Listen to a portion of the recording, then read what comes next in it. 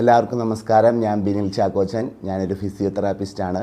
നിങ്ങൾക്ക് നിങ്ങളുടെ കൈകൾ മുന്നിലേക്ക് ഇതുപോലെ ഉയർത്തുന്നതിനും ഒരു വശത്തേക്ക് ഇതുപോലെ ഉയർത്തുന്നതിനും ഈ കൈകൾ പുറകിലേക്ക് ഇതുപോലെ കൊണ്ടുവരുന്നതിനും എന്തെങ്കിലും ബുദ്ധിമുട്ടുകളുണ്ടോ? ഇത് ഒരു ഫ്രോസൺ ഷോൾഡറിൻ്റെ ലക്ഷണങ്ങളാണ്.